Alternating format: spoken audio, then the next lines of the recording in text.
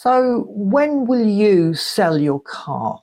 When should we sell our car? A lot of the comments that we've had on previous videos gives the impression that people want to hang on to their car for as long as possible. There's certainly a big emotional attachment to our car, particularly if we've had it for a while. We may have had some very memorable holidays or experiences in the car. And the car really is that memento of the past that we really want to hang on to. So a lot of people keep their car probably longer than they should. So we're just going to discuss in this video the different reasons people have for selling the car and trading up to a newer one or getting a different model. But please let me know in the comments what your thoughts are. What motivates you to change your car? Is it always the same thing, or has it depended over the years on different circumstances that you've met?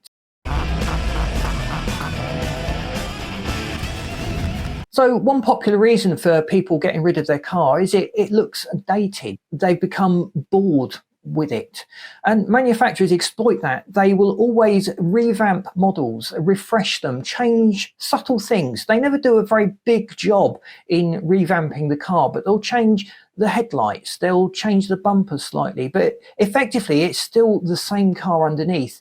It just looks different, and exploiting that difference is making people feel that their car is now old. I remember for many years, from the 80s to the 90s, the BMW look was pretty much the same every year. You had the nice round headlights, the traditional BMW kidney grille, and different models effectively looked the same from a distance. They had the same BMW design DNA in them. But in recent times, there's been so many changes to the grille, the headlights, and other plastic trim around the car that BMW models have got their own unique identities, and that changes every few years. And that's not a mistake. Manufacturers want you to feel that your car is old and dated, and that motivation will get you to go out and buy a new one, apparently, or that's what they're hoping. But I know you guys are much better informed than that, and you don't fall for these subtle marketing tricks. Another reason people have for getting rid of a car is they've come to the end of a finance deal. So maybe the car's been on a lease deal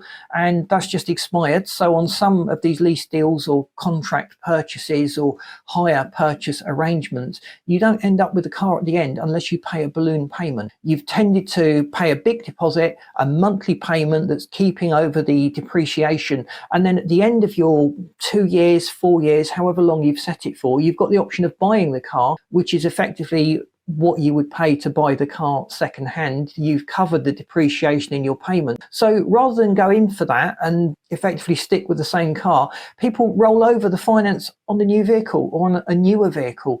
So paying off the finance is often a motivator for people to go out and replace the car.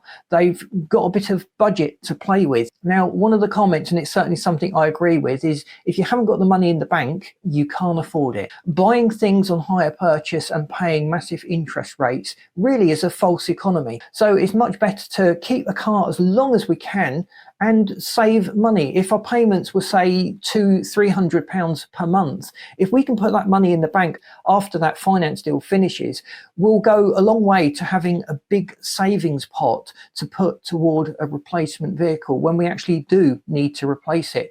So although you come to the end of your finance agreement, that doesn't mean we have to sell the car. It can often mean that we no longer have that finance millstone round our neck, and we can enjoy a little bit of financial freedom rather than re-burdening ourselves with a new contract. So some owners have certain thresholds that the car meets, and when it meets that threshold, they sell it. So for some people, when the car is 10 years old, when the car has got 100,000 miles or 70,000 miles, so whatever condition the car is in, the general perception is that it's going to start experiencing problems at this age or at this mileage. And that shouldn't really be the case if we look after the car properly. If we've got a reliable car and it's been well maintained, there is no reason for it to die at a preset time period or a preset mileage. It's certainly true that the older the car or the higher mileage we buy, the more likelihood there is of us needing to pay for repairs and having other expenses on it.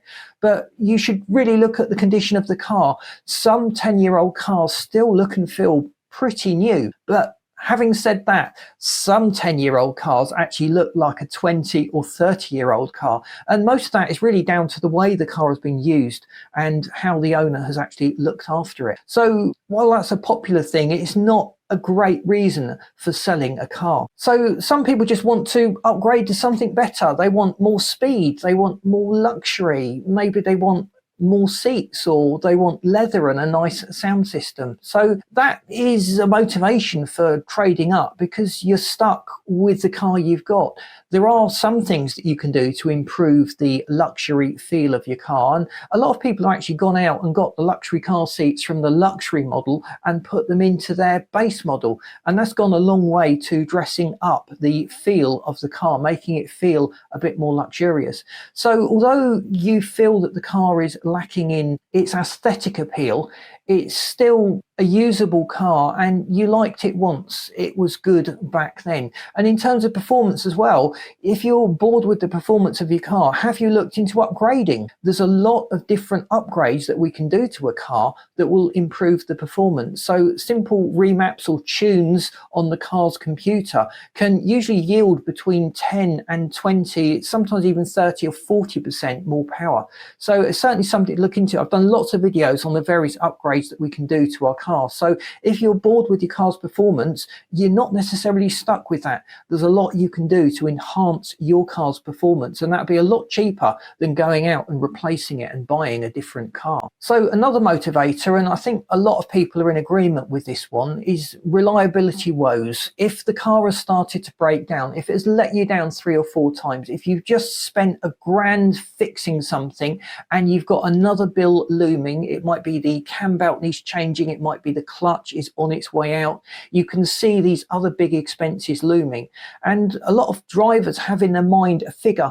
If you exceed that figure of repairs, they will move on to a new car. They would rather put that money into a new car. And I can certainly understand that. You've got to look at the overall car as a package, and it may have let you down last year, but is there a likelihood it's going to keep letting you down? So that's probably one of the hardest psychological things to weigh up in your mind, because we've all had that money pit where we just keep throwing money at it and it just keeps on letting us down. I remember fondly about my Rover 220 GTI. I don't think I did more than about 200 miles before it ended up needing work doing to it, and it certainly wasn't a cheap car. It cost me 2 engines, 2 gearboxes, and 5 clutch cables. It was ridiculous, and I sold that in the end. And actually the chap that bought it off me, he's had really good experience with it. I think over the years I've paid enough out to renew the car and make a new car. At the point I got fed up, that was probably the point I should have carried on keeping it. So someone else has had the benefit of all of my work. But it'll teach me, because I bought a car without really looking at the history of the servicing, and it hadn't been serviced or properly maintained. So I kind of took that one on the chin. That was down to me. Changing life circumstances. We ever seen those car adverts where they say new baby forces sale? Well, it's not that the baby has pulled out a gun and told you to sell the car because it doesn't like it. It's because you probably had a 2-door car and you now need a 4-door car. If you've ever wrestled with a baby seat on a 2-door car, it can be an absolute nightmare to get everything settled in and set up properly. So certainly if your circumstances have changed, if you've suddenly got a family, or maybe you've gone from 4 people to 5 people or 6 people, and you just need another row of seats in the car, that's something you've kind of got to do. You've got to get rid of the car. You've got to replace it. That car that you had is no longer suitable for your needs. So what about the classic, the collectible cars? Well, people tend to really hang on to these. Now, the nice thing about a collectible or classic car is the value is not coming down, it's starting to go up. So people will own a Porsche 911 from the 1970s and they'll think nothing of dropping 6,000 or 7,000 on it each year in repairs and replacement parts, because they've got a really nice car that is not going to depreciate, and it's probably going to go on increasing in value depending on obviously how they look after it. So we need to think about the value of the car, the potential future value of the car, and we may be driving a car that is a future classic. Let me know if you think you're driving a future classic. It'd be nice to build up a picture of the cars that people feel will be collectible at some point in the future. I certainly look back over some of the cars that I've owned back in the 80s and the 90s, and some of those would be worth quite a bit of money now if I'd hung on to them. At the point I sold them, they were 10, 15 years old and they were starting to break down or rust through, and I had lots of problems with them. So they ended up going to the scrapyard, I'm afraid. I'm sad to say. So I just wish wish I'd been a little bit more loyal to those, and I'd have an appreciating classic on my hands today. So if I missed any reasons out, please let me know in the comments what your motivations are to sell a car. It's a great debate, really. A lot of people will agree with some of these points, but they'll strongly disagree with something I've said in some of the other points. So please let me have your feedback. I love reading your comments. It's what makes this really enjoyable. I'm certainly not in it for the money. You've noticed we don't run ads in the middle of our videos, and we haven't plastered loads of sponsorship deals all over the place. I just want to share the knowledge, the experience, and the mistakes I've made over the years with you guys, so you don't have to make those same mistakes. So please boot the like button. That really does help us to get out there. If you haven't subscribed, please do so. Would hate you to miss out. I want you to stay tuned, and we've got this video lined up for you and this playlist that will just help you to get the best out of your car. Thanks for watching. See you in these next videos.